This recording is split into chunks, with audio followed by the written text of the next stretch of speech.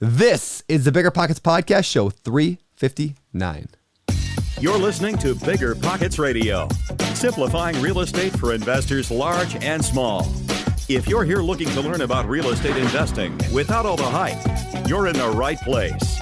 Stay tuned and be sure to join the millions of others who have benefited from BiggerPockets.com, your home for real estate investing online. What's going on, everyone? This is Brandon Turner, host of the Bigger Pockets Podcast, here with my co-host, David, the Agent Man Green. What's up, David? David, Agent Man Green, what's going on? Secret Agent Man. Not much, man. Today, we have an amazing episode. I'm super stoked about this. So basically, here's what's been happening. Brandon and I get a ton of people that come to us and say, I can't find a deal. I can't get started. I want a house hack, but I don't know what I'm supposed to do. And what we've realized is that people are trying to do a lot of the work that Brandon and I don't even do. We rely on real estate agents to do for us. So we wanted to do a show where we took 3 people that I've helped with various forms of house hacking and walk you guys through their stories so that you could see what it looks like when you do this successfully. Now, I get a ton of requests for these kind of shows. David, it's great that you have the guy that buys 50 houses a year, but that's not me. What about the person that hasn't bought a house or they bought one house? Because that's where I'm at. So you have spoken and we have listened, and we brought in 3 clients of my own that I'm very familiar with their story to share with you guys what feelings they went through, what emotions they had, how they tackled the hurdles that were in front of them, what they expected and what was different than what they expected, so that you can learn from their successes. Yeah, that's it. So I like, obviously these are David's clients today. So you're going to hear they love David, obviously, because David's a good real estate agent. So don't take this as, you know, David's trying to say you should come work with David. What the whole point of this is, like, here's how to get started. Here's a couple of really cool strategies, including like a traditional house hack, an assisted living house hack, an ADU house hack. You're going to learn about all 3 of those today. But again, and how to work with real estate agents to be able to get that. How do you get an agent to take you seriously? How do you get an agent that actually knows what they're talking about? We talk about a lot of those things, negotiation strategies for buying that first property. So hopefully you guys get as much out of this as I got out of this today. I think you'll really enjoy it quite a bit. But before we bring in the guest today, the first guest, let's get to today's quick tip. Today's quick tip. BiggerPockets.com is a website. On a website, there are navigation bars. That's like that little bar across the top of most websites. BiggerPockets has one. If you go to it, one of those drop-down menus on there says network. If you go to that and you hover over it, you can actually click find a real estate agent. And actually you can, if you click that, it'll know where you're at, like where your BiggerPockets profile is based at, like where you put in the zip code when you signed up for BP. And if you don't have a BP thing, it might just know where you are based on where, ISP you have, or you can put in a zip code. Anyway, bottom line, you can find agents in your area. And what's super cool about that is you can see, on that page, you can see how many comments those agents have, how active they are in the forums, how many people have voted up what they've responded with. What's really great about that is you can see who's actually an active member of BiggerPockets, and they might know a little bit more about real estate investing than somebody who's not. Now, if you're a real estate agent, that's a really good sign that maybe you should get active on BiggerPockets so that when people come, they can say, hey, that person clearly knows what they're doing. Anyway, quick tip, if you don't have an agent, you have 24 hours from right now. Go get an agent and make it happen. All right. I put you on notice, everybody. 24 hours. And without further ado, I want to get to today's interviews. So we got 3 guests today. We're going to bring them in one at a time. And I think, David, I'll let you introduce the first. First up, we have got Ryan Meinzer. Ryan, good morning to you. How are you doing today? Good morning. Doing well. How about you? I am doing fantastic. This is going to be a really fun show. So you and I met, I believe that you reached out to me through BiggerPockets. Is that right? I did. Okay. And you had said, hey, I want a house hack in San Francisco. You actually had a really good plan that was already, for the most part, put together. You just wanted to kind of bounce things off of me. And we actually had a lot of success with your deal. And we're going to talk about that and share with the listeners how we found a property for you, the struggles that we had, the obstacles we had to overcome, how you worked with me to kind of get through that, but how you really took the reins with a lot of this and put a plan together because you're a smart guy and you did a smart thing. So why don't you start off telling us what your plan was and how you found the property that we ended up buying? For sure. Yeah, thanks for having me again. I'm stoked to be here. So, I mean, pretty much you guys did the heavy lifting for me, just listening to the BiggerPockets, and that's what made me decide definitively that I had to house hack. And that's basically what my plan was. I wanted to do it in San Francisco, though. So, most expensive market in the entire United States. However, through BiggerPockets and some diligence, I definitely found the right thing, found the right way to house hack with you. Okay, so how did you find the property that we picked? So there's an open listings website, which makes it super easy to just find property, to get push notifications on your iPhone. It's a very intuitive app. I use that among like a ton of other tools. I can't even remember all the names of all the tools. I pretty much used everything under the sun. And then of course when I linked up with you, you started giving me listings through MLS and with Krista and such. What exactly were you looking for? I mean, you knew you wanted a house hack. Were you thinking at the beginning, I want a single family, or I want a duplex, or like how set were you on what you wanted there, and what was it you were looking for? Yeah, from the whole like Grant Cardone episodes that you guys had, like I was pretty set on not having a single family. Okay. Also in San Francisco, you needed easily 1.2 like to even make that happen, which obviously, well, not obviously, but I do not have. So I pretty much knew that I had to do a multifamily, and then when I started looking into multifamilies, even then at that point, I didn't have enough cash for that. So I found this unique kind of what I call an angle. And that is TIC, tenancy in common in San Francisco. And they are priced about 20% lower than market of the comparable if it was a condominium. And that was one of the kind of angles that I took to make this happen. Can you explain like the tenancy in common thing? I mean, like what type of property, what is that a legal term for tenancy in common there, or is that like a certain property type? It's a certain property type, and it is also, I guess you could say, a legal term. What it is it's a joint tenancy essentially between at least two people. So if you have a duplex, for example, two people own the property together, but they separately finance their respective units, and then they have a separate agreement with CC&Rs and all that good stuff to define their co-ownership and their co-habitation. Okay. Very cool. Yeah, so it's a way of holding title, but most people find tenancy in commons to be less desirable than holding title in a traditional standard where you're like the sole owner of the property. And that was one of the ways that Ryan was able to find like a really good deal, because he found a property that was priced less than how the condos were priced, but it was approved or zoned to be allowed to transfer into a condominium, which would have made the value of it go up. And because Ryan knew that, he recognized he had an opportunity here to buy a property for under market value, which would then be worth more later. TICs are kind of they're usually specific to certain areas. So San Francisco has a lot of these. You're not going to see a lot of them in some of the Midwestern states, I don't think. But it was one of the ways that Ryan was able to find something that would he could add value to this deal. Exactly. It's kind of like a way, instead of like finding a partner to invest in like a multi-family, it's kind of a way to do that without like having to, be married in the same ownership with someone like that. So Ryan, once we identified the property that we thought we were going to go for, can you share what your plan was to reduce your living expenses in such an expensive market? Yeah, for sure. Essentially house hacking, which in short, it just means that your roommates pay for your mortgage, your principal, interest, taxes, and of course, insurance, PITI. So that was the goal. We had to find a unique property, like we mentioned, TIC. We had to find the angle to get in to be competitive with the TIC. That is like the financing as well as everything else that we just talked about. But the house hack situation was pretty straightforward. You find it was a 2-bedroom, 2-bath. But you and I, David, we saw an angle to make the dining room my bedroom. So pretty much that's what I did. Did you really? And that was, yeah. That's awesome. It was pretty straightforward. It wasn't any like crazy rehab work or anything like that. Did you pull a Craig Curlop and just put up like a sheet in between the dining room and the bedroom, or like the rest of the house?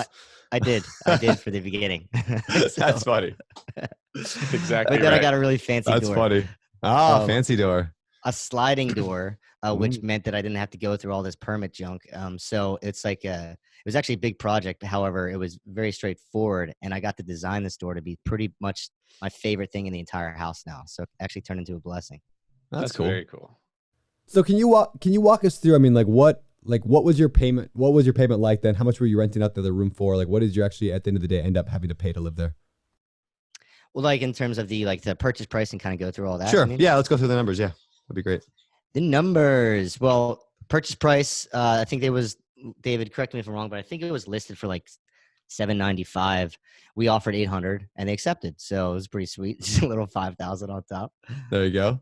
Okay. Yeah. So you bought it for that. And then what's your mortgage payment look like on that? The PITI, principal, interest, taxes, insurance is about $4,400. And that's being really conservative. It's more like $4,100, but sure. Okay, and then you're renting out the other one of the rooms in there, or is there multiple? Are you getting any other rent out of that? Yeah, 2 rooms, renting out 2 rooms. So I got 2 Okay. roomies. Okay, what do they pay? So the one room is like a master with its own bathroom. The other room has a Jack and Jill style bathroom. So I put about $200 on top of the master for the premium for the master. They pay the master pays about 2,200, and the other guy pays about 2,100 as well. That's Actually, awesome. now that I think I've fluctuated the prices, I make sure I get 4,400 income. Okay. So basically, I think now I'm charging 2,300 for the master and 2,100 for the other one. I think So you're living for free, is what you're saying. I'm living for free. In I can San do all the Francisco. number crunching. Yeah. Yeah, that's crazy. I can do all the number crunching I want, which I have, and I am living for free, and I know that for sure. All right, so Ryan, can you walk us through like what was it like? I want to talk a little bit about working with David. We're gonna talk bad about David. David earmuffs. So no, I want to know like working with David. David is not just like boost his ego or whatever. I want to talk about working with an agent that like understands investing. Like, had you tried working with other agents at all, or did you instantly just say no? I'm going to work with David because he gets it. And what was that like working with an agent who knew what they're talking about? Yeah, for sure. I'm actually an agent now in California. So I was studying concurrently while I reached out to David. And even though I am an agent, I would absolutely use an agent again for my first deal. Absolutely for my first deal. No doubt about it. I mean, it was awesome. He gave me all the assurance that I needed to go through with the deal. He gave me the confidence. He eased my nerves. We went through the numbers together. Like, this was my first deal. So although I'd been listening to the BiggerPockets a lot and thought I had a good deal on the numbers, like David helped me refine those. We formulated the strategy together. We both found the place, we got through the deal, and we made it happen. So it was awesome. I would do it again in a heartbeat. Yeah, that's cool. One thing that was unique to Ryan's situation is when you're buying a condo or a TIC or something, basically like something this expensive, because San Francisco has really high price points, you're going to have a lot of complications like CC&Rs, covenant codes and restrictions, HOAs. There's all these rules that a lot of cities have. And we had to read through a lot of documents to make sure that San Francisco would allow what he was doing. Not just would they allow it, but what would it have to look like for it to be allowed? What would the other people in the unit feel about what we were going to be doing? Would they cause a stink, right? And that's something that if you don't have someone who's experienced doing this, that could be overwhelming. That alone stops a lot of people from taking action moving forward because that what if is so big that sits over their head. Now, Ryan's actually, he hasn't really talked to himself. He's an extremely smart guy, very successful businessman, has started his own startups, run his own companies. He's really, really smart, but real estate's an area where he wasn't as experienced in. And that's one of the biggest benefits of having an agent is there's someone that can help you decipher all of these questions that you don't know if they're going to be a big deal or not. And then there's stuff that's going to pop up in the escrow, right? There's things that the seller wanted from us that we didn't want to give to the seller. There's things that we needed from the seller that the seller didn't want to give to us. And having someone who's a little experienced negotiating really helps. Ryan knew what he needed to feel good about this, but that doesn't mean he's got experience with actually going out to try to make that happen. So in my opinion, I think, in this case, Ryan knew kind of everything that he needed to know, but I bet he still wouldn't have taken action if he didn't have an agent there because there's that, well, what if I step forward and I'm stepping on a landmine and I don't know? And I think a lot of listeners can really relate to that fear of, I don't know what I don't know, and it keeps you from taking action. Yeah. Totally, David. I mean, the action is this. I mean, there's three things you need to get your first place, right? Save by spending less, like learn to find an angle, and the third, like act daily. And David, you helped me act on that point, right? And this is how I turn my dreams into realty. Yeah, that's awesome. That's cool. So if we break this one down, he bought a TIC. So we were in for around $800,000 when this would have been north of $1 million had this been a condo. We took the dining room, which you really don't need when you're a single guy with 2 roomies, and turned it into a bedroom. So now he can live for free and rent out these rooms. And I think Ryan would admit he could get more if he needed for the rent. He probably really likes the roommates he has, which is a big piece of house hacking. You don't want to live with someone that you don't like because you're in the same place with them. Yeah, I could definitely get a little bit more. Right. And in the future, he will, I'm sure. And then there's plans to convert it into a condo, which is going to put a lot of equity into his pocket when that actually comes around. And then maybe he rents out that 3rd room and goes and does this again the next year. So those were 3 angles like Ryan described that we look for that added value to the property. They're going to build his wealth really big. Not to mention now he's saving that $4,400 a month that he would have been spending were he to live in San Francisco on his own. You take $4,000, you multiply it by 12. What is that? $48,000 a year, a little bit more of that. that Ryan's now saving, that's probably going to be his down payment for the next property that he ends up going to buy. Ooh, and the other thing we didn't mention was this was a TIC, which they're usually really hard to get financing for. Because what you're kind of doing is, you're like, in this case, there was 4 units to it. You and 3 other people all have to go get a loan in all 4 of your names, and everyone agrees to pay 25% of it, which is kind of complicated, and most of us don't like that. But this particular unit, we found a bank that would do what we call fractionalized financing. So they would allow Ryan to get 1/4 of the loan in his name, somebody else gets 1/4 of it in their own name, so you don't have to worry about some of the complications that come from it, which makes this a more desirable unit. Someone's going to pay more for a property that has fractionalized financing than one that doesn't, when a lot of them don't. That's another angle. And it just plays up to what you and I talk about, Brandon, a lot of the time, which is the more tools that you have in your tool belt, the more deals you can take down and the more profitable you can make them. So why did the place, you said a fourplex, right? Is that what you said? It's actually a duplex. Okay. The place right next to it is identical though. So that's probably why it was. Why would they choose to do it the TI, like sell it that model instead of just condoize it? I don't know if that's a word. Condoize it themselves. Yeah, it's you need to convert a TIC to a condo, which is a pretty arduous process. Actually, it takes about a year or two. Both owners need to be living in it, owner occupied, and then you need to go through some kind of like modifications if it's not up to snuff, to the current day's permit type of requirements. So it does cost about, you got to get a survey, you got a surveyor, which costs like easily $5,000. You got to get another inspection, you got to get an appraisal, you got to refinance it. So it's a process that, although it is pretty straightforward process, it can take a lot of time. And it was not a condo. And like David mentioned, once it converts to a condo, it jacks up the value by at least 15 to 20%. Because then one of the main reasons is because anyone trying to buy the place can get conventional financing, whereas we had to get unconventional financing. That makes sense. All right. So I'm curious of like overall this whole thing, like the whole process from beginning, middle, to end, like what would you say you've learned in that process? Like that you could like teach other people, like, hey, now I know this. I didn't know that before. So if you're in my shoes a year ago or 2 years ago, here's what you should know. Anything come to mind? For sure. I guess I would just echo those 3 things that I said. Like I had always saved by spending less. That was the first thing, right? And then the second was I was always like actively learning. I mean, for goodness sakes, I was even trying to become a real estate agent, but I still didn't even know what to do. So there's infinite learning. So always be learning, right? And then I really think that finding that angle that David and I spoke of was really the kind of differentiator here with us. That angle being the property type, the financing, the bid, the negotiation, and then finally just like acting, right? Like everyone talks, acting daily on a daily basis is what I did. And one of those actions was calling David. And that was one of the best calls ever, right? That's so awesome. That he got me to take my actions. And like he said, there's a lot that I did not know. And then we just made this thing happen together.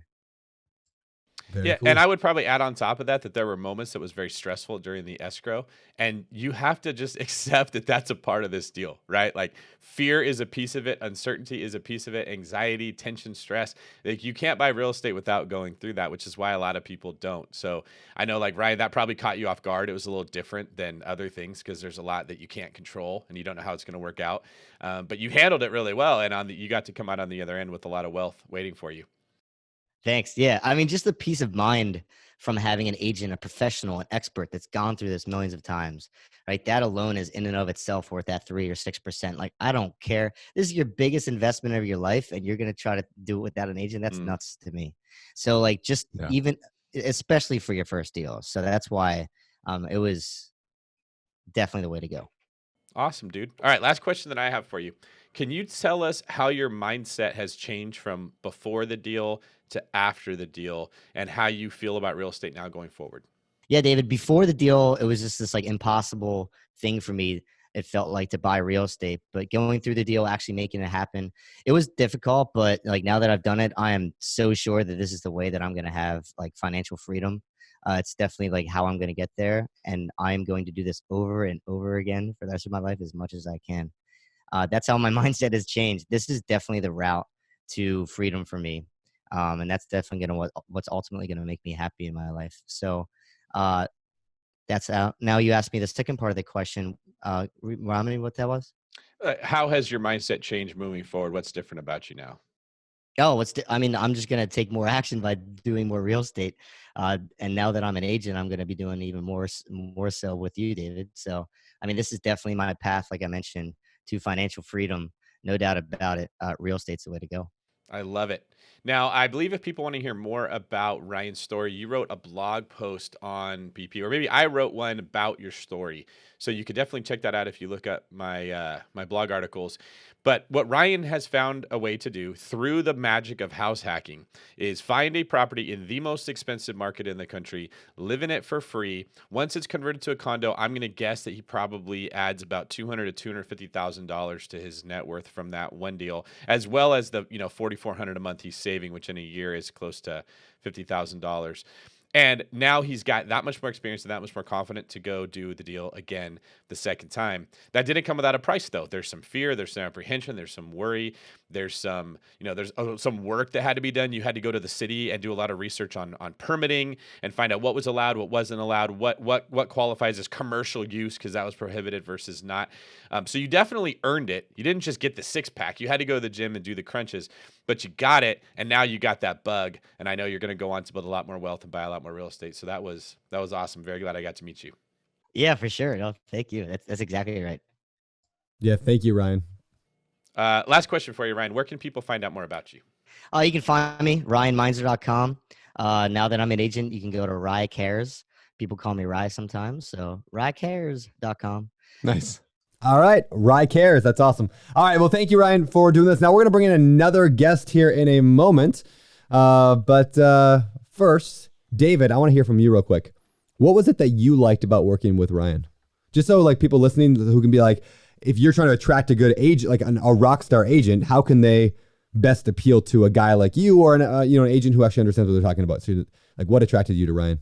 That is a really good question that you're asking. So one of the things that was unique about Ryan is it was clear, I'm going to do this. I want your help to help me do it, as opposed to the buyer who comes to me and says, I want to do this, but I'm scared to death. Make me feel good about it.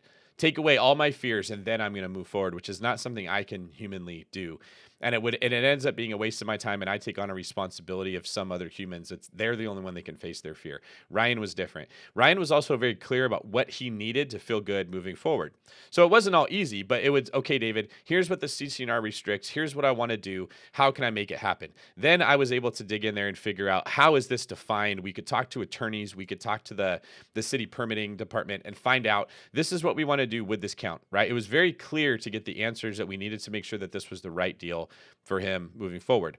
Ryan also had blueprints drawn up. Hey, here's the different configurations of how I can work out the house. Which one do you think is the best? He didn't come to me and say, hey, David, I want this to happen. Figure out a way to do it.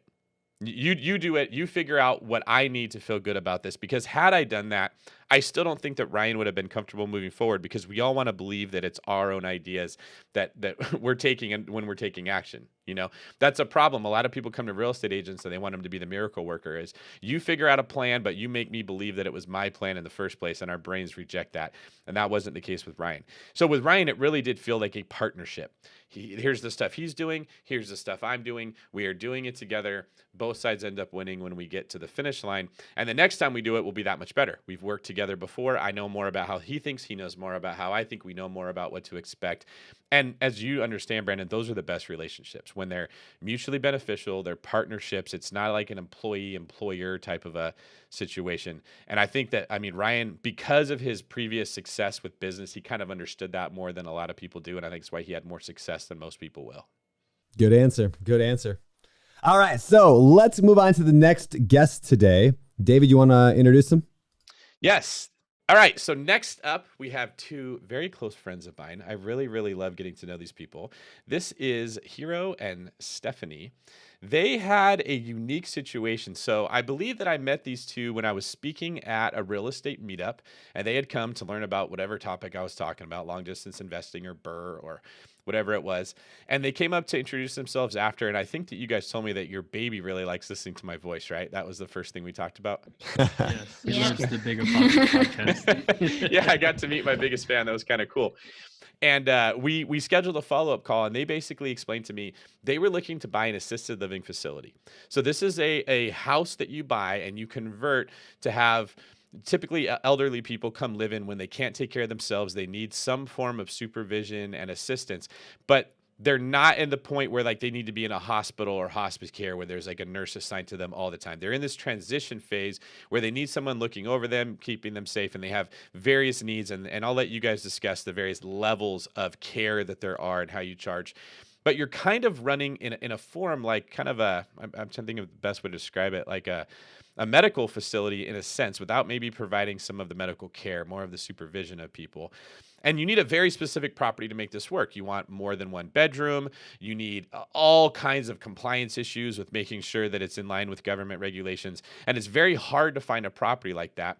And additionally, Hero and Stephanie were trying to get into this with a low down payment, right? They wanted to find like a house they could use an FHA loan to buy. So we had a lot of complications in being able to make this happen. And they had already been working with somebody else for a long time trying to find a property that would work, and they hadn't had any success. So that was kind of when I got introduced at that point. They told me what was going on. We went over their situation, and what we ended up doing was breaking down their overall plan into several smaller steps that were much more manageable. So I'll let you guys jump in and explain what your frustration was like before we met, what it was like once we met. What I never really got to hear your guys' perspective of what it was like working with me. And then we'll break down into details after that. Okay. Well, we were working with an agent probably about 8 to 10 weeks before that. We were looking for houses every day. We were on like the basic platforms like Realtor, Redfin, and I would get some email, notifications from a realtor. And we would be at open houses every weekend. Every weekend, yeah. For like 8 to 10 weeks. And so at some point, I guess our realtor kind of just got tired of, having that back and forth. It wasn't like our realtor was driving us to all these houses, but it was just maybe a realtor wanted like that one quick and done deal. And then she talked to us about maybe saying, oh, I guess your goals are too high, or something like maybe your criteria was very specific, and I think she was wasn't in line with our goals at that point. And then it kind of just we've realized that, well, now I think it's time to just try finding someone new or working with someone new, and sourcing another agent. And that's when you came in. I think that's and Brandon, you could probably relate to this. That's a struggle a lot of people have, is the frustration that builds up when you're not getting the result that you want and you're not sure whose fault it is. Is it my fault because my expectations are too high? Is it my realtor's fault because they're not finding me a property? What's the realtor supposed to do? What am I supposed to do? I mean, I hear that question on the forums all the time, and I don't know that there's actually an answer for what one person is supposed to do, because frankly, every client's different. Every realtor has different strengths. There isn't really a set rule, and it's very easy to become frustrated. And you see this a lot when you get on the agent side, where you do the very same thing for two people. One person thinks that you're a Greek god and you walk on water and you can't mess up, and the other person maybe you worked harder for and they think you suck and they hate you and they're really frustrated. So I'm hoping that people can take out of this episode like what it looks like when you get it right. Because what I remember from what you guys told me was you're trying to find something that had 8 to 10 bedrooms maybe, but a lot of rooms, that didn't need a ton of work, and you could get in there and buy with a low down payment option, and you were either getting outbid or the houses weren't working. And what we discussed was, hey, rather than try to get that 10 bedroom house on your first deal, what if we get a 4 or 5 bedroom house? You use your low down payment FHA loan. You get the kinks of your business worked out with maybe 4 clients instead of 10. So you develop the systems that you're going to put together. You start the hiring process, because that's going to be tough to learn. You find your facilitator, your administrator, who's going to do the work. You learn the regulations. You kind of get we do this one like a deal with training wheels. Once you've got that down and you're established, and I mean, not only will this be paying your mortgage for you, but you guys should be making quite a bit of money every single month once it's up and running. Then you go bigger on the next deal. You've got more money coming in. You can put more money down. You can be a little bit more aggressive. And you guys were like, hey, that sounds great. Our other realtor never explained it like that to us. Let's do it. And what's funny is we came in, you guys met, you brought the baby, who was super cute. It was very good the entire time. And you already had a list of like 3 homes that you thought would work. And the one that we ended up getting was a property that had already been used as an assisted living facility in the past. So the rehab portion was a lot smaller, right? Yeah, so it was an assisted living previously, and then they tried to turn it back into a single family home. So assisted livings would need to have ramps and all that. So they tried to turn it back into one. And yeah, so it had five five bedrooms and one office technically. Mm-hmm. And so then we would only need rehabs to maybe get the property into code for Back what the into government. compliance, yes. Yeah. But And it then wouldn't spruce up the bathrooms. and it wouldn't cost as much as if we had bought a regular 6-bedroom house and tried to turn the whole thing into something that would comply, correct? Correct. We would probably have to make more rooms, so build up walls, Mm-hmm. and then more egress, exits. So, yeah, it probably would have cost More. definitely a lot more. Yeah. Okay. So I mean, that's one of the reasons that I thought this house was one we should aggressively go for. And then when we were trying to buy it, of course, somebody else jumps in. That's always the case. There's always other buyers that want to get involved, but we were able to muscle them out and get it wrapped up under contract. Did you fight them?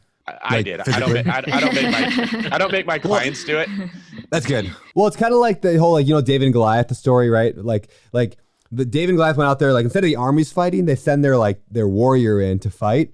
Yeah. I'm watching this movie on Netflix called The King, and they do the same thing. They send the kings out to go fight, right? So that's what you do with an agent. You get an agentite, and like you give them a sword and let them just go to whoever wins. Like trial by combat, right? Yeah. Exactly. It's exactly what it is. Just like the movie Okay, Troy. good. Yeah. Yeah, it's exactly the same thing. Yeah, pretty much. David, people call David Brad Pitt actually all the time. Like they get confused all the time. Like, aren't you Brad Pitt? Annoying. Oh wait, no, you're. Yeah, I get that. Yeah. Well, if you put your shirt on more often, they wouldn't get so distracted. So anyway, moving on. What I want to go to is I want to talk about, like, finding the right agent is so key trying to invest in real estate. Whether you're trying to buy a house for yourself or whether you're trying to invest in a $50 million property, it doesn't matter. Like, finding good brokers, good agents is vital. So can you guys walk me through, like, what was the difference between David and somebody else? What did you learn in that process? What would you tell somebody else about finding an agent today that would help others? You can take it. Okay. I think finding someone who's in line with what your goals are definitely helps a lot. Our previous realtor, she was very organized. She was really prompt. She would meet us there on time and everything. It was great. I mean, we would go through so many houses, but unfortunately, I didn't think she had the other aspect of what you see in the property, and if she would see the same thing in the property to make it more functional, especially for an assisted living that we wanted to start with. We were, when we would spitball like ideas about we can make this into a room and stuff like that, the connection wasn't quite there. So Sure. And Makes sense. And then with David, I guess it was just much easier because he understands real estate a lot better, I guess, than the other person. And just having that thinking about house hacking and how we can use that to our advantage, Mm-hmm. and just using that and leveraging that and making a plan from that, I think helped us a lot. And also with David, there's a whole team. It's not just David, but there's other people behind him helping him have all the moving pieces just work together. Yeah, the system. So it was great. It was cool. just very easy. Mm-hmm. Well, thank you guys. Why don't you explain to us a little bit about, because this was a house hack combined with a business that you're literally running. That's one of the ways that I mean, you're one of my favorite clients I've ever helped, because I think that this is a brilliant strategy. Like, you were able to buy more or less a business for 3.5% down. So explain to us how an assisted living facility works, why you're drawn to it, how you want it to look at the end, so that the listeners can get a better idea of what you're doing. Okay. Well, the main reason why we really got into it is I'm a registered nurse by trade, and I actually do hospice nursing. So I go into a lot of these homes every day for my day job. And so I got drawn to it because every time I go, I feel like I just always complain in my heart, like, why can't we have better homes or better equipped, better run facilities? And jumping in and listening to BiggerPockets, I just felt like I myself can make a difference, and I can do the best of both worlds and still doing my nursing kind of in that term, being an administrator or owning the business, and also owning the real estate. So what kind of person lives in an assisted living like you're in your place? I mean, are we talking developmentally disabled, or are we talking elderly, hospice, elderly? Okay. Yeah, so there's not hospice people. Or yes, hospice? We could do hospice too. It just depends on how much like the state would approve us for. But usually there's like in a residential assisted living in California, the maximum that you can have for you not to get permits is to have 6 residents in the home, and then you can get permits for like 2 hospice patients. So it kind of interesting. All right, so you're saying in California, at least, and I'm sure every state might be slightly different, but you can buy a large single family house and then without having to be like permit something special, you can have up to 6 people living with you that the state is paying, or are they paying themselves? Either way, you get paid. I mean, there's 2 ways to do it. It could be paid by the government, but that's a little bit more complicated. So what we're trying to do is just to have privately paid rooms. Okay. So that's paid for by the patients, the families, from their pension or whatever. Yeah. And how much work is this in for you guys, like to actually do on a day-to-day basis? I mean, are you cooking, cleaning, that kind of stuff, or are they pretty much self-sufficient on their own? We are providing like cooking and cleaning, but we're not doing it ourselves because we plan to hire caregivers. Okay. So usually the thing is we have 2 caregivers in the home. They take care of like cooking, cleaning, assisting them. And then most of the time these people have nurses that come in and out of the house too, to kind of check on them, check on the medications and things like that. And that's what I actually do for my day job. Yeah. So let me make sure I get this straight, and you guys correct me if I'm wrong, because here's what's so fascinating about this model. You buy the real estate with low money down, and you convert it to be in compliance for an assisted living facility. Then you hire an administrator who is licensed, who's going to run your business, and that person oversees the caretakers that come in and provide whatever care you're offering. The family members of your patients will pay you to keep them there. And here's what's so cool that a lot of people don't realize. It's actually the administrator's license who's on the line if something goes wrong, not the person who owns the real estate. So while they own the business, it's like owning a construction company, but you have a licensed contractor who's on the hook if something breaks and falls apart and somebody gets hurt, not yourself, right? Yeah.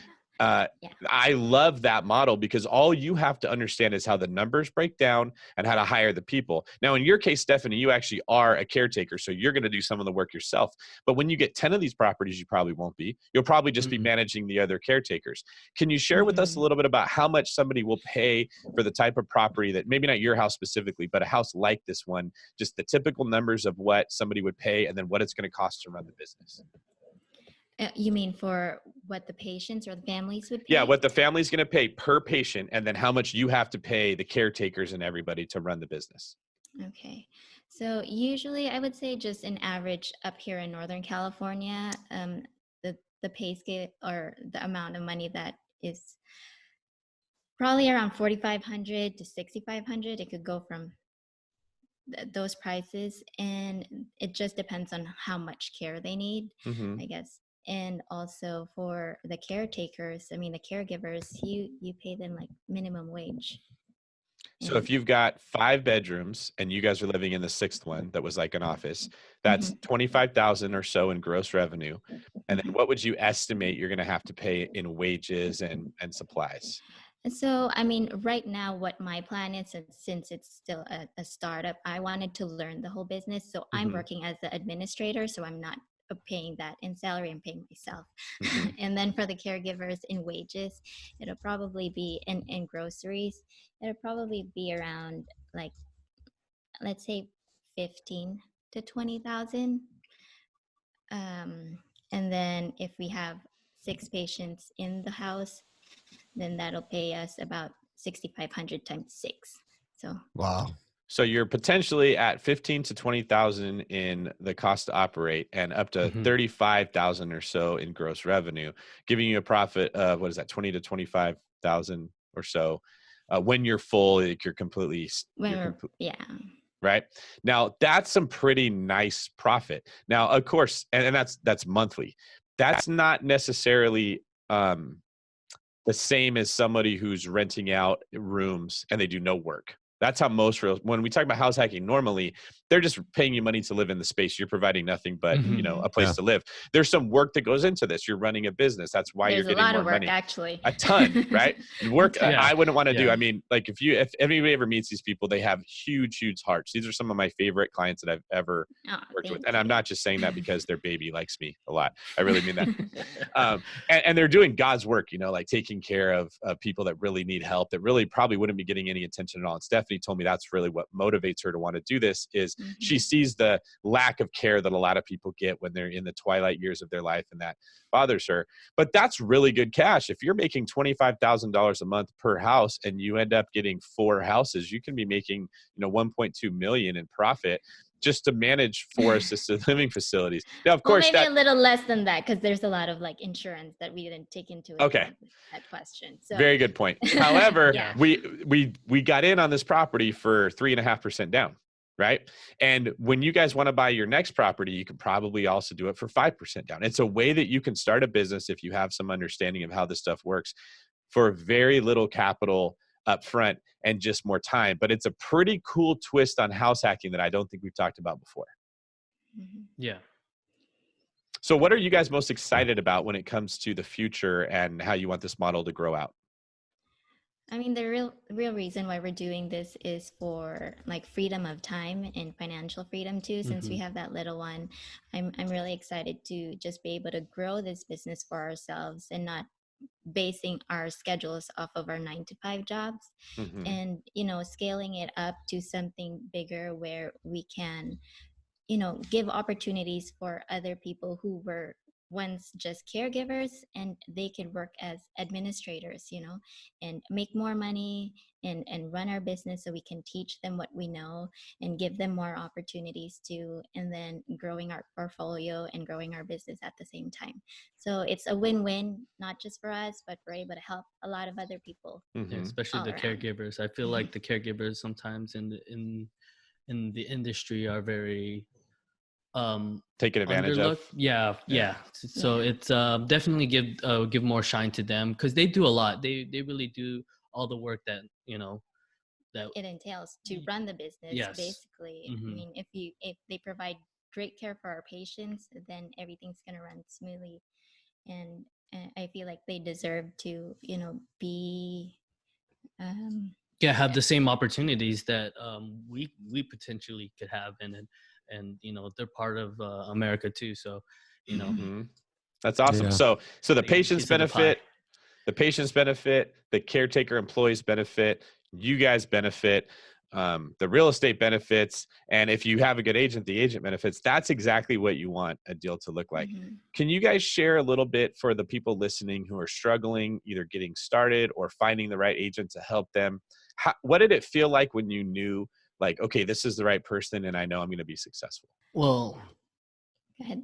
The amount of like confidence that like when we came into your office there in Brentwood, we sat down and we instantly knew. This whole presentation. Yeah. There was a PowerPoint and and you guys brought toys for my son too. Yeah. So kudos to you guys. No, but really, you know, you and Brandon were our mentors for like this whole ordeal. Thanks. Just really listening to you guys, and, you know, having David Green as a realtor, it just, I mean, like, it's like that we're gonna know a rock star who knows rock stars, you know. There you go. That whole ordeal. And funny thing is, when we went to the meetup to listen to him as a guest speaker, one funny thing was, sorry David, but he asked, does anybody in this room have used my team in real estate? And unfortunately, there were no hands that raised up. So we like, looked at each other and was like, why can't we just have David Green? We'll call him next week. That's funny. So so that's kind of how it started. And like when he went through the long distance investing and then the burring during that time, we just knew that we got to talk to him. We got to make sure that we get our names out there and speak to him personally. And they said, surround yourselves yourself with like-minded people and surround yourself with successful people, so you kind of get to where they are. And that's what we did. Yeah. And That's great. that's why we're here. That's So awesome, you guys. took Well, action. thanks. You went to a meetup. You followed up at the meetup with what you saw. You met with an agent who explained to you, hey, here's what the plan is. Here's what we're going to do. Here's what it'll look like. And we provided a lot of information and education up front, which is what I think a good agent does. And now let me sum up what your deal looked like so people can know what to look for in a deal. You were looking for an assisted living facility, which is a business, because that will generate more income than just a typical renting out the rooms and people provide for themselves. You went with the property that had already, for the most part, been rehabbed to be in compliance with what you wanted, and you saved yourself a ton of money on construction costs, as well as a ton of time for what would have to happen. You don't have hard money lending fees during this period of time because you bought it as a house hack, and you only had to put down 3.5%. So that saved you a lot of money too. You're using it as a house hack, so you're also eliminating your living expenses to help with this business. So your rent, what your mortgage would have been, that's something you have to factor into this that you're saving as well. And then you took your big goal and you split it into several smaller chunks, bite-sized pieces that you could actually manage. And you took what was a huge jump and you broke it up into little steps of a stair that you're going to be ascending together. And when you put all that together, you're going to end up with a very profitable business that should be very emotionally gratifying and a lot of success. And that's why I wanted you guys to be on the show, so that other people could see this is what it looks like when you do it right. Well, we thank you for having Thank us. Yeah, thank you. All right, so that was awesome, guys. Anywhere else you want to go, David, before we bring in our next guest? Was there anything you guys wanted to say before, or you feel good? I think we're good, unless you ask us more No, questions. you guys But did. I don't know what else to say. You guys did great. Watch, you're gonna get. Oh, we need to ask him how people get a hold of him, because you're gonna get a boatload of correspondence. All right. Oh, good. But We'll I'm not. we'll just use our email for now. Yeah. Okay. Go ahead. All right, David, go ahead. All right, guys. Thank you so much for sharing your story. This has been enlightening for a lot of different people. How can people find out or get a hold of you if they want to find out more about you, to learn more about what you're doing? We're still working on our website, but you could get a hold of us in our email, nurturehood, NURTUREHOOD. It's like neighborhood, but nurture. Nurturehood senior living at gmail.com. And if you want to see cute pictures of my little one, you can follow me on Instagram. It's Faye. It's spelled as PHEEEEIGH. All right. Everybody, please go follow them and like that little tyke of theirs. He's a cutie. That's All right. Thank you. Thank you guys very much. This was great. All right. Well, that was awesome. Yeah, that's a cool strategy I'd never thought about before. Like the idea of combining house hacking with assisted living. Very, very cool strategy. And now I think it's time to bring in Rob. You want to introduce him? Yes. Rob Kishi, welcome to the podcast. How are you doing today? I'm doing great. Thanks for having me, guys. Awesome, man. My pleasure. Now, Rob found me. I'm trying to remember. Was it at a meetup, or did you get my information from the BiggerPockets site? So initially it was a meetup that my manager actually recommended I go to. And shout out to Nate O'Neill if you're watching this. Much love. And then that meetup really sparked my interest in real estate, saw the value in it. And the timing was right to kind of lining up for my first house. And so I thought it only made sense to work with you. Yeah, so I hope that people are seeing the patterns here in taking action, going to a meetup, pursuing your interest in real estate, leading to big things happening. Now, Rob reached out and he wanted a house hack, which, I mean, frankly, Brandon and I talk about this. I don't know why everybody isn't house hacking. I mean, unless you have a really big family and you just can't put other people in the property, or you can't find multifamily property, it's silly to be paying 100% of your own mortgage when other people would be happy to be able to lower their own expenses. It's really just a win-win for both sides. The person renting the rooms or the units, they save money. You save money because of sharing these living expenses. And Rob's a smart guy, so he wanted to take advantage of that. Now, today's show, we're talking a lot about my clients because I know these stories. That's why we're bringing them in. But I don't live everywhere in the country, right? There's real estate agents that are all over the place that you want to be asking, are you familiar with house hacking, right? Could you explain to me how house hacking would work? Rob, do you mind sharing what it was that we talked about that made you feel comfortable that, like, okay, this guy gets what I want to do and he can help me do it? Yeah, I think, all the content that you guys have definitely provided a lot of reassurance.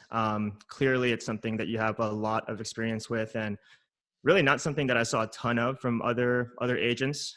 Granted, I didn't do a ton of research on other guys, but it definitely felt like this was the right play to link up with you.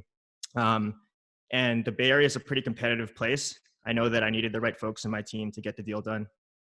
Yeah, that's exactly right. I mean, in general, most buyer clients that I work with in the Bay Area, you're gonna try several times and fail before you actually get something under contract because there's so much competition. And that is a natural, we call it barrier to entry. But anytime you find barriers to entry, you know on the other side of that, you're usually gonna have big wealth coming because it was so much harder to do. Now, in Rob's case, you actually had a couple factors you're trying to work into this. You wanted to find a place that you could live in and save money on. You didn't want something that was going to be a really big rehab. You didn't want it for your very first deal to take on a huge project. You have a good job. You make pretty good money. You don't want a distraction from what you were doing. You wanted something that would kind of minimally impact your life. You also wanted several other people in your life who don't understand real estate investing to approve of it, which I think a lot of people out there are actually struggling with this too. Sometimes it's a spouse, sometimes it's a family member, but everybody usually has an opinion of what's best for us, and trying to satisfy all those makes it more complicated. And then you wanted something that you could really like add value to yourself.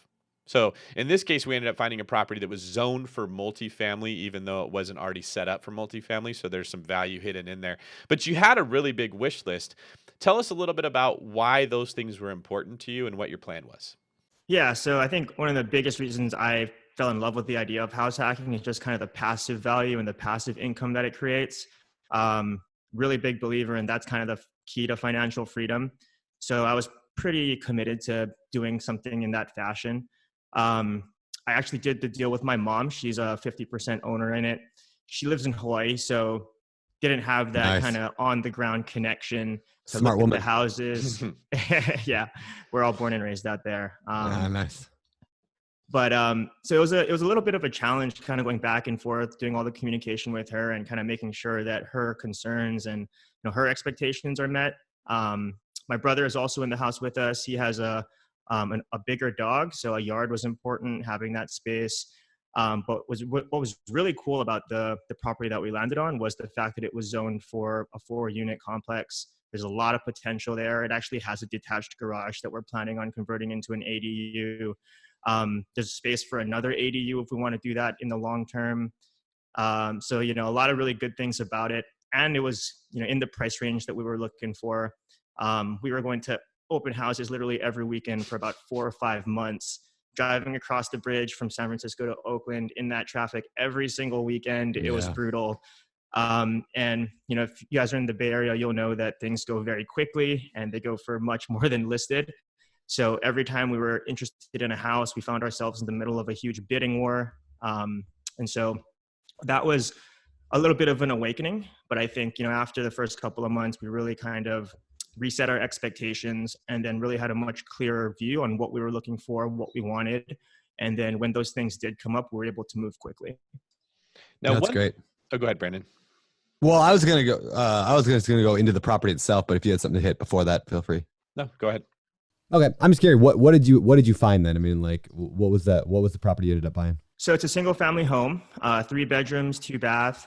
There's a detached garage and again, tons of yard space. So kind of the future state or the big vision is rent out the master. I'm actually living in the smallest room to try to maximize the rental income.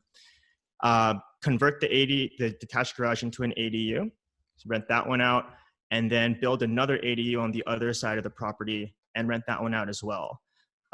There's a few different entrances. So, the separate ADU will have its own kind of gate entrance and just a lot of space to work with.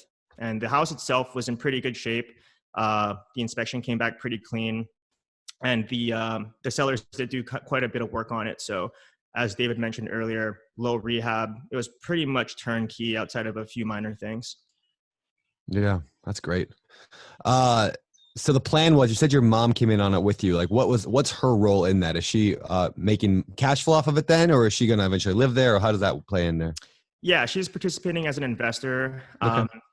I think it was really cool because we were able to do this kind of together as a dual project together. So, it was, there was ups and downs throughout the process. And, as you guys were talking about earlier, there's a lot of fear, uncertainty, doubt, stress that kind of comes along with buying a house, especially with my mom being hundreds of miles away across the Pacific. Yeah. I can only imagine what she was going through. But it definitely brought us a lot closer, and I'm really, really happy that we did it together. It's something that, we can have together for years and years to come. Yeah. And we're already excited talking about, what's the next house going to look like, or where's the next one going to be. And so it's a really fun thing. Okay, that's very cool. So, all right, what'd you pay for the property? So it was listed just under 600 grand. I think we made an offer at a little over that, or maybe 620. I'm not really sure. David, keep me honest here. But we did want to go a little over asking, simply to lock it down. And there was a lot of negotiations involved there. Much love, David, again, for helping out with that. And so we got it, I think, at around 620 initially. And then the appraisal actually came back a lot lower. It came in at like 600,000. And so there was even more negotiations that needed to be done. And again, David, just the guru in that space, really took care of business. I think we ended up landing it at around 610, which was around our kind of best case scenario after talking through. Okay, so let me jump into David then. David, how do you deal as an agent? Because it's something that a lot of people are dealing with. First of all, let's talk about this. People, for a long time, we bought real estate that was way underpriced. If they listed was, I would never pay over asking like 5 years ago, right? That was silly. Like a property was listed at 200 grand, you offer them 170 because that was the market we're in. So a lot of us got accustomed to that. So today, like I bristle at the thought of paying over asking ever. Yet why is that not such a big deal? Because David, you talk about this a lot, but David, why is that not such a big deal to pay over asking?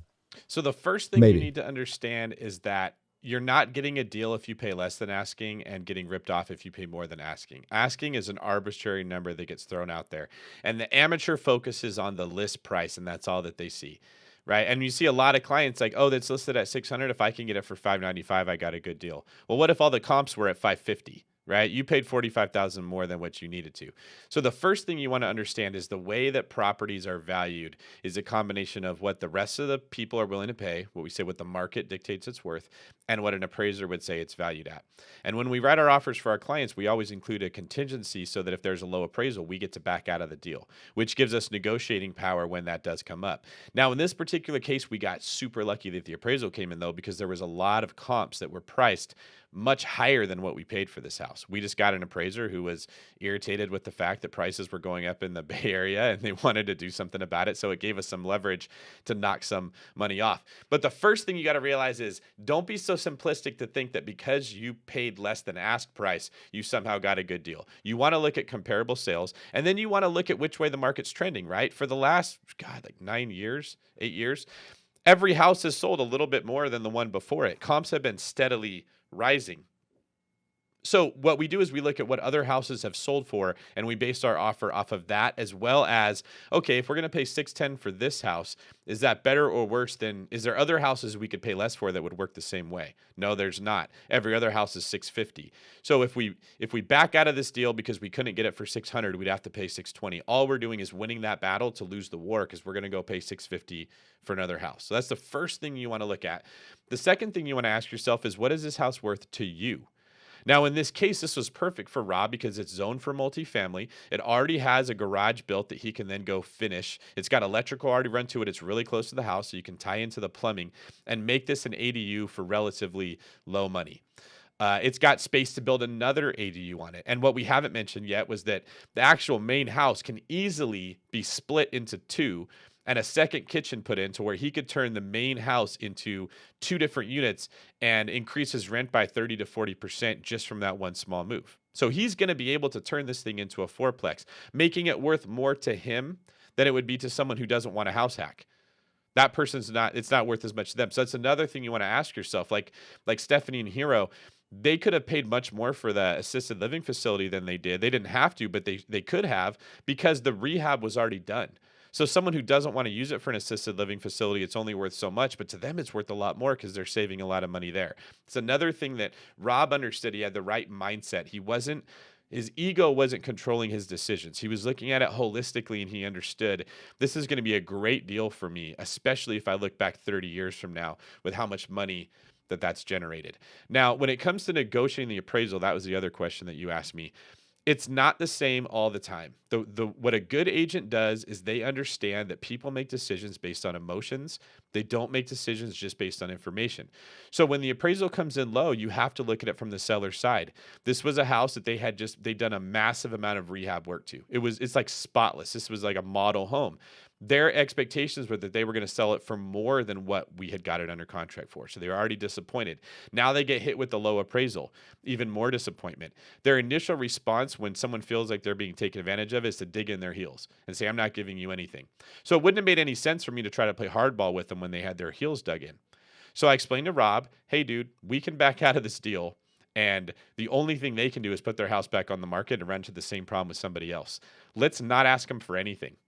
Let's just wait. Let's give them a week. Let's give them 10 days. Let's see how long they can hang in there, because they're marinating in their stress and eventually they're going to cave.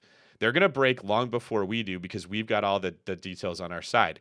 And the other thing we did is we negotiated a couple $1,000s for repairs before we even brought up the appraisal, because I knew if they took a haircut on the appraised value, they weren't going to want to give us any money for repairs. And Rob, to his credit, hung in there. It's stressful when you're buying a house and you don't know how it's going to work out. You just want an answer and you want to be done with it. But if we had pushed them, I think they would have just said no. So instead, we just waited and waited and waited. And finally, the agent came back and he's like, we need to get this thing sold. The hard money costs are killing me. What can we do to make this happen? And they wanted to drop the price like $2,000. I wanted them to come all the way down to $610. And I think I was actually in Hawaii visiting you, Brandon, when all this was going on. I just told the guy, well, that's not going to work. Let me know when you've got something that can actually work for my client. And eventually they broke. But the point I want to make is that only happened because Rob could handle the emotions of uncertainty and anxiety and fear. He was very good. Maybe it's that Hawaiian background where he's just super chill of like, okay, David, if that's what we got to do, let's just wait. And he rode that wave, so to speak, and we ended up getting the money. But that's how negotiating works. It's not just everything's on paper and it's all logical. There's a lot of emotions that go into it. Yeah, that makes a lot of sense. So, Rob, you got through the process. You bought the property now for around $600, $610. What do you rent? Like, what's your mortgage look like, and what can you rent out all the bedrooms for, the ADUs, and like, how does the financial breakdown look? Sure. So we're still somewhat new to the house. I think we moved in only about 3 or 4 months ago.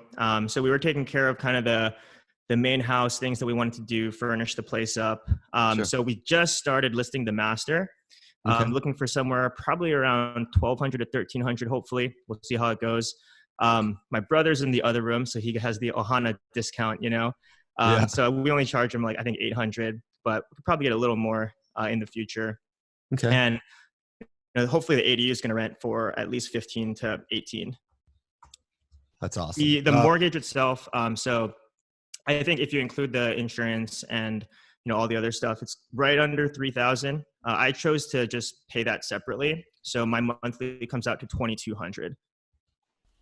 Okay. So total expenses on the thing are probably, like you said, mortgage around 22, all the tax insurance. You might be running 3,000, maybe some water, sewer, garbage in there somewhere. But potentially, if you're able to get, let's say you're able to get like even just the minimum numbers you just said there, 1,500 plus 1,200 plus 800, that is $3,500. Am I doing that right? Yep. So potentially your total, all your expenses, I mean, basically you're again living for free at this point. And that's before if he wasn't to split the main house into 2 units, which you could increase that even more. Yeah. So again, you're the second ADU potentially as well. And the second ADU, yeah. So huge potential. I think that's what really got me excited about this place. I think I'm going to hold on to this for a long time. Yeah. And just really kind of excited about real estate in general. It's just definitely something that I plan to do for the rest of my life. And I think this is a really good way to start it off. Can we talk about ADUs for a second? That term ADU, can you explain what that is between the two of you? Like what is an ADU? And California just recently passed a new law about ADUs, right? Is that a thing? Do you guys know? I heard about it. David can probably speak more towards it, but an ADU essentially is a detached dwelling unit, essentially like an in-law or a separate little house. It'll normally have a mini kitchenette, a mini kitchen, mini bathroom, anywhere from a large bedroom to a medium-sized bedroom. Maybe there's even a little space for a small living area. But it's a really cool way to offer a tenant a lot of privacy and then help, drive cash flow for yourself.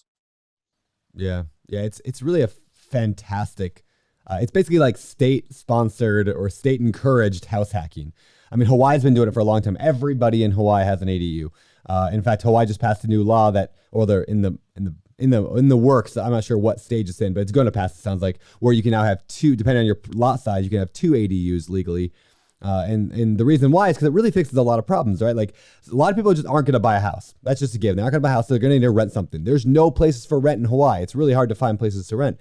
So the government's like, well, let's just have a bunch of homeowners build little houses on their property if they have a big enough property, so it's not weird. And now there's housing for the masses. That's affordable housing for the masses, small little units. And it also offsets the purchase price of people. So, like, for example, I live in my house here in Maui, and I have a $1.7 million house, and I could live for free if I wanted to, just by ADUing the thing. And so it helps everybody across the board. It helps the state, helps the government, helps me, helps the tenant, helps everybody. And so it's good to see that, California has recently passed ADU laws, or they're changing them anyway. I'm not sure if it's the whole state or part of it, but a lot of states are finally getting the idea, that this is actually a really good idea. So anyway, if you're in one of those areas that you can put one of those in, ADUs are fantastic. So if anybody wants to, go ahead, Rob. I was just going to say, interestingly, in the 4 or 5 months me and my brother were doing these open houses, we were really looking at homes with pre-built ADUs or already finished detached dwelling units. And they were all going for like north of 800 grand. And so we looked at this property and thought, we can convert that ourselves, hire all the subcontractors and get that work done probably for no more than 100 at most. And then, automatically get that value built in. Yeah. What's cool about the ADU thing too, depending on the area, of course. A lot of people say, well, 1% deals are really hard to find. 2% is impossible to find. But 2% deals are not impossible to find when it comes to necessarily building an ADU, or 1% is definitely not hard. I mean, again, prices are going to differ everywhere. But let's say you spend, you spend 150 grand building a really nice ADU, and everything rents for $2,000 a month, $2,500 a month, depending on the area. Obviously, it's going to be the similar purchase or similar cost to build, but very drastically different rent. So like out in Hawaii, where I can rent an ADU for $3,000 a month out here, if I'm in Ohio, I'm going to rent the same ADU for $800. So again, you got to look at your market, but it's a great way if you're in an expensive market to really drive up value, and that's a good way to just invest in real estate in an expensive market where prices are appreciating. And then when you go sell the property someday, now you've got a really cool sales thing. You say, hey, you can pay more for this property because it has an ADU. You can offset the rent. You can house hack.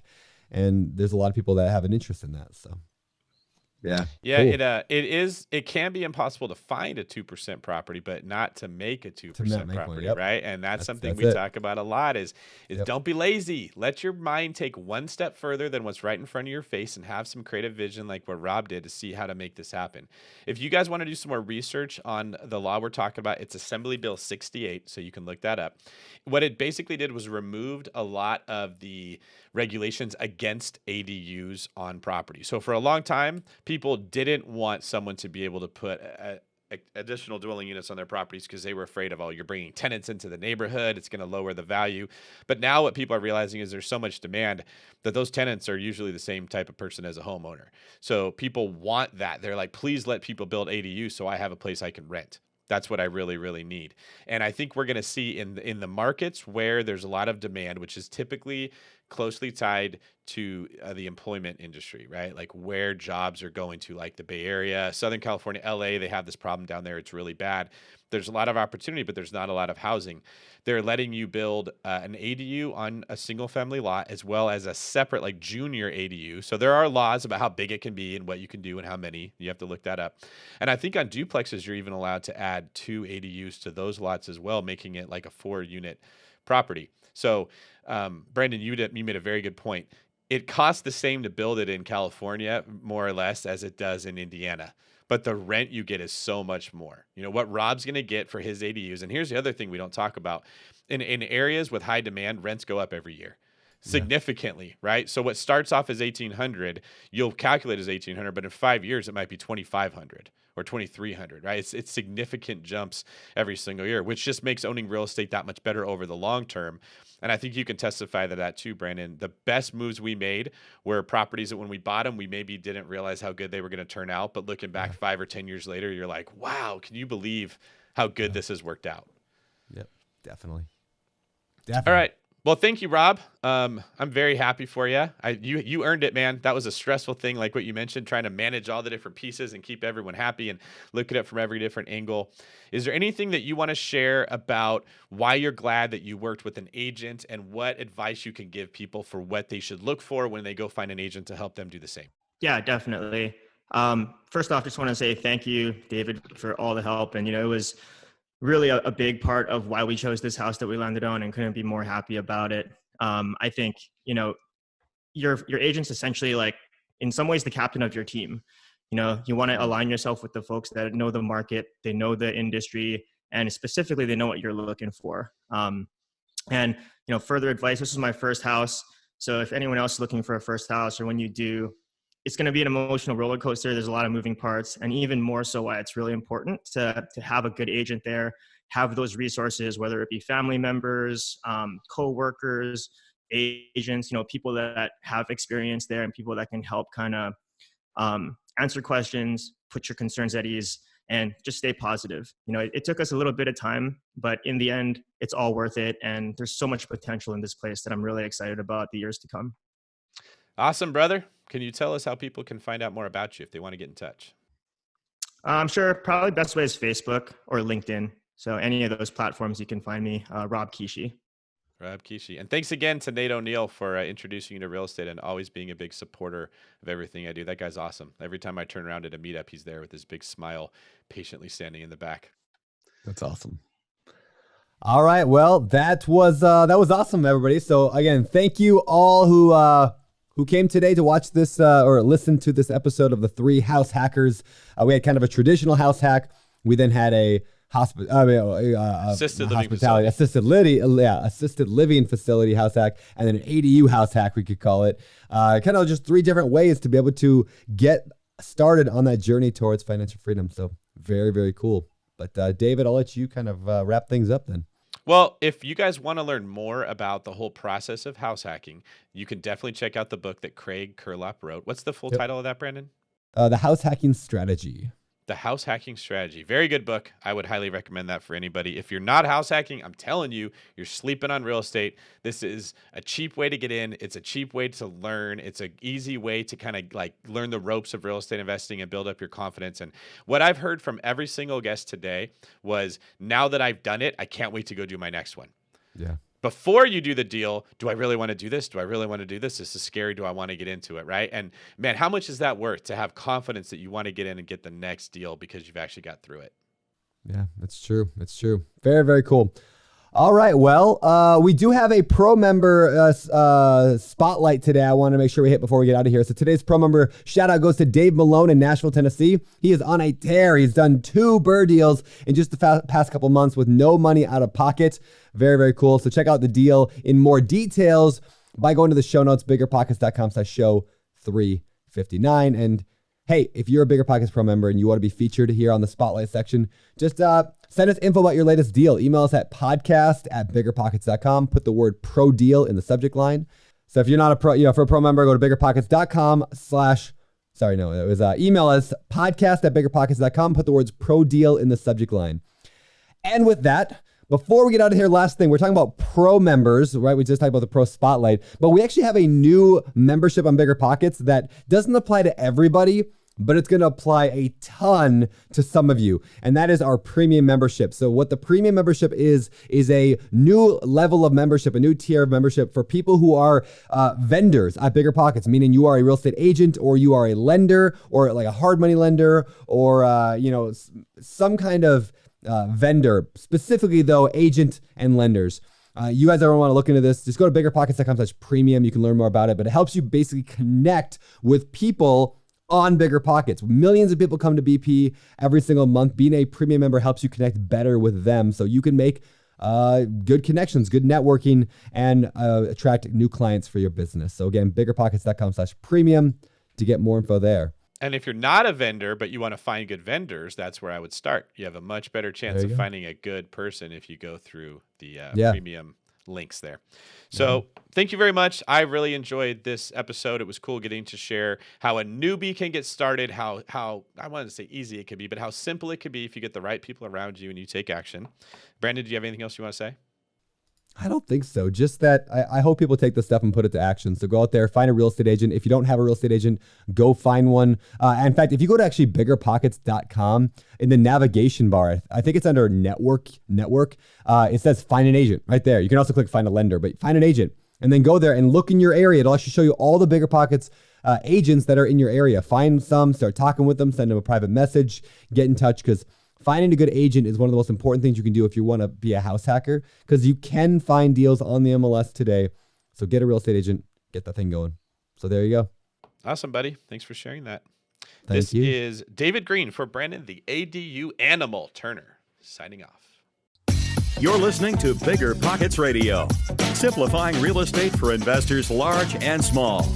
If you're here looking to learn about real estate investing without all the hype, you're in the right place. Stay tuned and be sure to join the millions of others who have benefited from BiggerPockets.com, your home for real estate investing online.